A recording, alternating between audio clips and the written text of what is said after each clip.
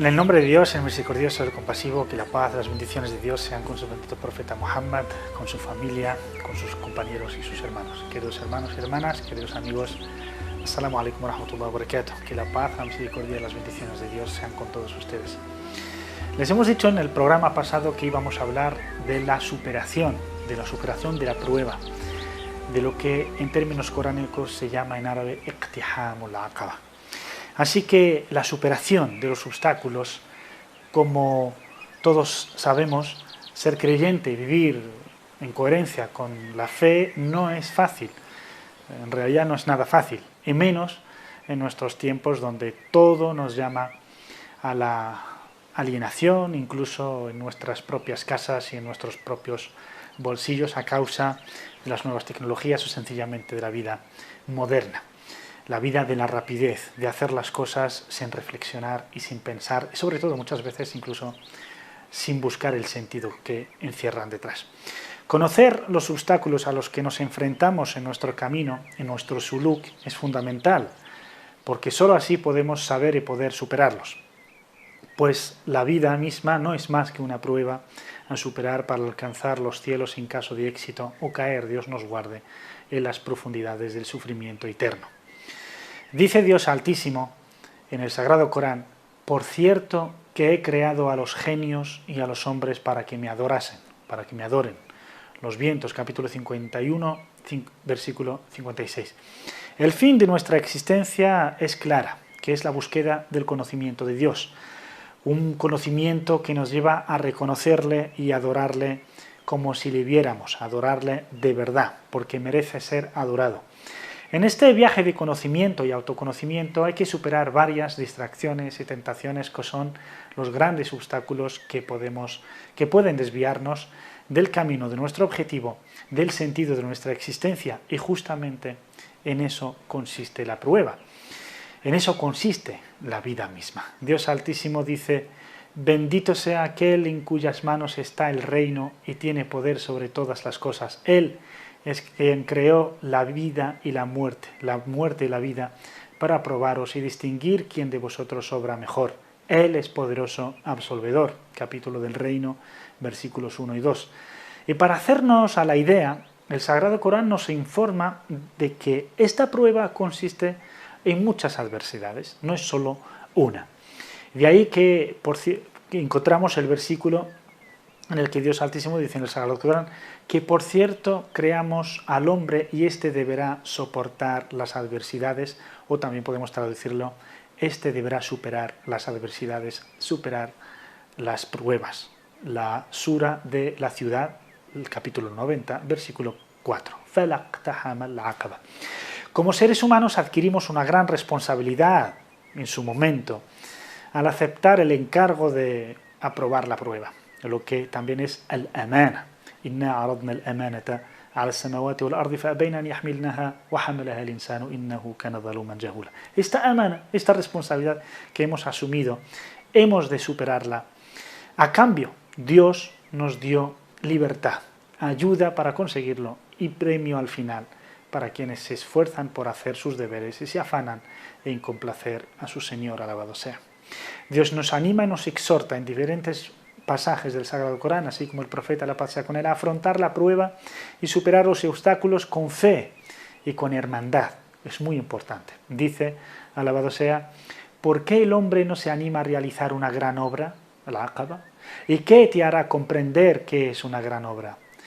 La obra consiste en liberar a un esclavo, en alimentar en días de hambre al pariente huérfano o al pobre desvalido, y ser de los creyentes que obran rectamente, se recomiendan mutuamente ser pacientes y ser misericordiosos. Estos son los bienaventurados. El mismo capítulo de la ciudad, versículos de 11 a 18. Estos son los afortunados, los triunfadores, los que van a tener éxito. Son quienes se liberan a sí mismos y luego a los demás del yugo de la ignorancia, de la necesidad y de la pobreza, lo cual significa una lucha clarísima por la justicia social, por la dignidad de las personas y por la igualdad. Es una misión grande, difícil, requiere mucho sacrificio, y para poder realizarla hay que unir las fuerzas. Es imprescindible formar parte de los creyentes, como dice la sura, que obran rectamente, que buscan el favor de su Señor, que luchan por su causa, se recomiendan y se aconsejan mutuamente la paciencia, la perseverancia en el camino y también la misericordia entre ellos mismos para que puedan ser fuertes y estar unidos, y con el prójimo para ayudarle y liberarle. Los creyentes tienen claro que esta vida es efímera, pasajera, una ilusión, un entretenimiento, un canto de serenas. Quien responde a su llamada, se interesa por ella y se descuida, está perdido. Y quien es precavido, inteligente y es fuerte como para no sucumbir a sus encantos, estará salvado y tendrá éxito. Dios Altísimo dice: ¿acaso creíais que os creamos sin ningún fin y que no ibais a comparecer ante nosotros? Los creyentes, versículo 115. Y dice también, alabado sea: oh hombres, ciertamente compareceréis ante vuestro Señor y veréis el resultado de vuestras obras. Capítulo 84, versículo 6. Y también dice, glorificado sea: sabed que la vida mundana es un juego, una diversión, un encanto, una ostentación y una rivalidad en riquezas y en hijos. Se asemeja a una lluvia cuyas plantas que hace brotar alegran a los sembradores, pero luego se secan y las ves amarillentas y finalmente se convierten en heno. En la otra vida recibirán un castigo severo o el perdón de Dios y su complacencia. La vida mundanal no es más que un disfrute ilusorio. El capítulo del hierro, versículo 20. Vivimos en la cultura del carpe diem, de disfrutar el día, de sacar el máximo provecho material del día, y así sucumbimos a las tentaciones, por muy obscenas e inmorales que muchas veces son, en donde la vanidad, el lucro, el consumo, el derroche, el egoísmo, la envidia, todas esas enfermedades del corazón que arruinan la vida de uno antes que a la sociedad, son justamente lo contrario a los valores que la fe quiere, porque la fe, el creyente, busca los valores de humanidad, de espiritualidad, y persigue con esfuerzo para conseguir el éxito. Un éxito que en el mejor de los casos para los no creyentes, de los que luchan por su egoísmo y caen como víctimas de las tentaciones de esta vida, todo ese esfuerzo que hacen, toda esa lucha que hacen, en realidad, en el mejor de los casos, se trata de unos éxitos efímeros, pasajeros, pues la muerte iguala absolutamente a todos, a ricos y pobres, a famosos y anónimos, a reyes y súbditos, a gobernantes y gobernados, hombres y mujeres, viejos y jóvenes, creyentes y no creyentes. Todos saborearemos la muerte, incluso los seres no humanos. Todos. Dios Altísimo dice: todo cuanto en la tierra hay perecerá, y solo el majestuoso y su noble rostro perdurará por siempre. La sura del Clemente. Y entonces solo nos servirá en ese día, el día del juicio, lo que hayamos obrado en este mundo. Un mundo que es lugar para sembrar. Y nada mejor para sembrar que obrar bien y rectamente. No es fácil. Hemos de superar muchos obstáculos para poder llevar a cabo una vida coherente, una vida llena de luz, una vida plena. Las adversidades son muchas, pues este mundo es eso, una gran prueba que no termina sino con la muerte. Pero si hacemos un análisis en profundidad, se pueden resumir todos estos obstáculos en tres tipos de obstáculos. Si los superamos, habremos conquistado la vida eterna, aunque sigamos entre los mortales. Estos son los obstáculos que debe enfrentar cada creyente, hombre o mujer. Son obstáculos de diferentes dimensiones, sobre todo espirituales, educativas, psicopedagógicas y también sociales. Por ejemplo, la primera, son tres grandes obstáculos. El primero es la mentalidad de rebaño. ¿A qué pretendemos con lo de la mentalidad? Pues es esa mentalidad de las personas con una psique pasiva. Personas que siempre quedan a la espera de lo que hagan los demás y nunca tienen iniciativa ni hacen nada por sí solos. Las personas que tienen esta mentalidad son más objeto de manipulación de los demás que sujetos activos y protagonistas de su propia vida y de su destino. El Islam exige tener criterio propio, pues cada persona es responsable de sí misma y de los demás, y para ello el criterio independiente es imprescindible. El creyente es una persona comprometida con su fe, comprometida con la promoción del bien y la lucha contra el mal. Al musulmán no le sirve decir yo soy musulmán porque mis padres lo fueron o que mi sociedad lo es. No, será preguntado él mismo si lo que ha creído lo ha creído por sí mismo o si no, no habrá merecido ninguna pena. De Abu Huraira, Dios esté complacido con él, dijo que el profeta, la paz, las bendiciones sean con él, dijo: quien muere sin haberse molestado por luchar por la causa de Dios, ni tuvo nunca la intención de hacerlo, muere teniendo una característica propia de la hipocresía. Hadith transmitido por el imam Muslim. Man mata wa lam yaghzu wa lam yuhaddith nafsahu bighazw faqad mata ala shu'batin min nifaq. Es decir, el creyente se esfuerza por la promoción de los valores de la fe, la hermandad, la compasión, la justicia y la solidaridad, y como no, la cooperación en el bien. Todos estos valores, aunque ello le suponga una molestia o un sacrificio, pues la fe no es una idea teórica, abstracta, no son palabras bonitas, sino la puesta en práctica de lo que se cree. Ahí tiene valor la fe. La mentalidad de rebaño es un verdadero obstáculo psicológico y educativo, pues los seres humanos tendemos a hacer lo que hacen los demás, tendemos a copiar a los demás, a seguir el razonamiento mayoritario, y muchas veces ni siquiera lo cuestionamos. No obstante, al creyente no le vale la excusa ante Dios Altísimo de que la gente seguía un camino, una religión, una filosofía o un estilo de vida y que por encontrar a la gente en ese camino, él también lo siguió. No es una excusa válida. El creyente ha de tener criterio propio, un pensamiento crítico, encontrar el sentido de cada acto y de cada palabra. Solo así podrá superar la mentalidad de rebaño, ser independiente y además esa mentalidad que no cuestiona absolutamente nada y que se siente cómoda entre el común de la gente. El musulmán, el creyente con criterio propio, no busca estar entre el común por estar, sino siempre donde los valores están, donde la voluntad de Dios quiere que esté. Si el primer gran obstáculo es esta mentalidad que nos arrastra a todos, el segundo, y más importante, incluso creo que yo es fundamental, es el egoísmo. Y el egoísmo tiene podemos dividirlo en dos categorías, un egoísmo altivo, soberbio, y otro caprichoso. El egoísmo es un verdadero obstáculo de índole mental y espiritual. Las personas egoístas, tanto aquellas orgullosas de sí mismas, altivas y soberbias, como aquellas narcisistas que no ven a nadie sino a ellas mismas y sus intereses materiales, son incapaces de superar los obstáculos para tener una fe viva, una fe renovada que les haga superar las pruebas necesarias que les puedan elevar del Islam hereditario y cultural al Islam verdadero, vivo y activo, para finalmente alcanzar la excelencia y completar el din. Las personas egoístas se sirven a sí mismas y a nadie más, por lo que tienden a acumular todo tipo de bienes e intereses para sí solas. No se interesan por los demás, ni les importa lo que sucede a otras personas.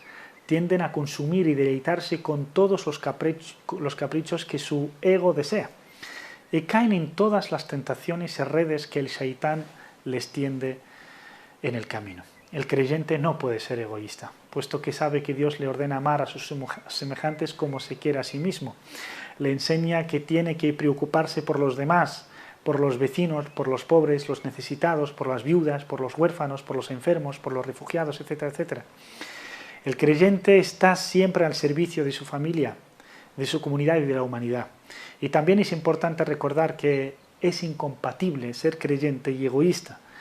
No se puede ser plenamente creyente y al mismo tiempo egoísta, porque la fe obliga a actuar, a tener una voluntad firme y decidida de poseer poder sobre el ego y controlarlo. No le da rienda suelta a su ego y a sus caprichos, mientras que el egoísta sí es sinónimo de derrota ante el ego. El egoísta sí supedita y sirve para su ego hasta caer incluso en la egolatría y cae víctima de sí mismo. Dios Altísimo nos dice en el Sagrado Corán: ¿acaso crees que puedes velar por las obras de quienes hacen todo lo que les dictan sus pasiones? El versículo del criterio, el capítulo del criterio, versículo 23. Y dice Dios Altísimo: ¿acaso no reparas, oh Muhammad, en aquel que sigue sus pasiones como si éstas fueran una divinidad? Dios decretó que el conocimiento en su conocimiento divino, que se extraviaría, y por ello selló sus oídos y su corazón y puso un velo sobre sus ojos. ¿Quién podrá guiarles sino Dios? ¿Acaso no recapacitáis? ¿No recapacitáis? El capítulo 45, versículo 23. El egoísmo ciega y la fe ilumina. Si se alimenta lo primero, acabará expulsando a la segunda, y si se alimenta la segunda, acabará por expulsar el primero. Dios nos libre del egoísmo enfermizo. Y el tercer gran obstáculo, después del egoísmo y de la mentalidad de rebaño, es la costumbre dominante. Este tercer obstáculo arrastra a las sociedades y a los creyentes, y los creyentes tienen que enfrentar y superar las costumbres dominantes, tanto heredadas, las tradicionales, como las nuevas. Las costumbres de nuestras sociedades nos seducen, nos arrastran, nos encantan, nos arrastran hacia la asimilación y la dependencia de la realidad existente, una realidad que intenta perpetuarse, incluso afianzarse más. Estas costumbres, al igual que la mentalidad de rebaño y el egoísmo, nos impiden reconocer la verdad de la realidad vista con los ojos de la fe, la verdad real de verdad, no la ilusión que nos intenta dar la sociedad o dar la opinión dominante. Estos obstáculos nos insensibilizan frente a lo que ven nuestros propios ojos, vedan nuestros corazones para que no sientan y nuestras mentes para que no piensen ni reflexionen.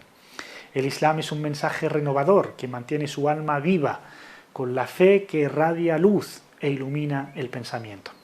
De modo que nos permite abrir bien los ojos, reconocer lo que está bien y promoverlo, aunque sus practicantes sean pocos, y reconocer lo que está mal y luchar contra él, aunque sus practicantes sean muchos. De ahí que el Islam ha sido, es y será siempre revolucionario en todas sus dimensiones, la cultura y las costumbres inclusive. El Islam abolió el feminicidio de la Jahilía, las desigualdades entre árabes y no árabes, blancos y negros, hombres y mujeres, autóctonos y extranjeros, creyentes y no creyentes, pues todos son hijos de Adán y Adán es de barro, lo cual era inimaginable en las sociedades de la Jahilía, de la ignorancia. De ahí que el Islam fue revolucionario, cambió toda, cambiando la mentalidad, cambiando las costumbres y sobre todo liberando los espíritus de los creyentes. Nos vamos a una pequeña pausa y volvemos para la conclusión.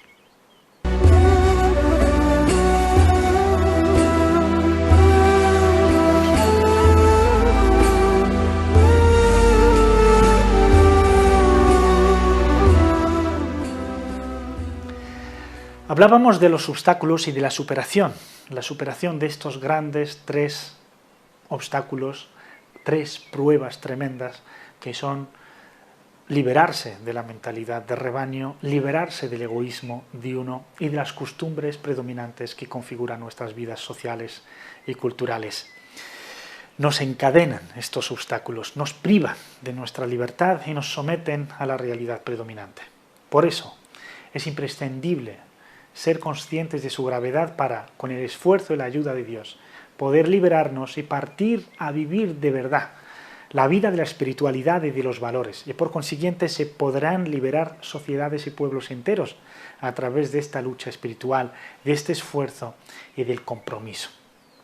Con los programas anteriores y el de hoy hemos llegado a concluir nuestra introducción a la ciencia de la educación espiritual. Hemos hablado de la definición de la fe, de la purificación, de las condiciones propicias para la educación espiritual. Hemos hablado de los grados del din, de la renovación de la fe del din. Y en este programa último hablamos de los obstáculos más importantes a los que hacemos frente, hombres y mujeres creyentes, en nuestro camino hacia la excelencia. Esta introducción era y es importante y necesaria para entender los afluentes de la fe y poder ponerlos en práctica en este contexto de lucha y superación espiritual. A partir del próximo programa iremos con los afluentes de la fe, propiamente dichos, que da nombre al programa, y empezaremos con el afluente más caudaloso y beneficioso, que es la ilaha illallah. No hay divinidad verdadera excepto Dios. Por último, para cualquier observación, como bien saben, crítica, comentario o pregunta, lo pueden hacer escribiéndonos al correo electrónico afluentes@cordobainternacional.com o a través de las redes sociales en Facebook y en Twitter. Hasta el próximo programa, para empezar con el primer pilar del Islam, que es el primer afluente, la ilaha illallah. Hasta entonces, sean felices y mis mejores deseos, y que Dios les guarde y les bendiga. Assalamu alaikum wa rahmatullah.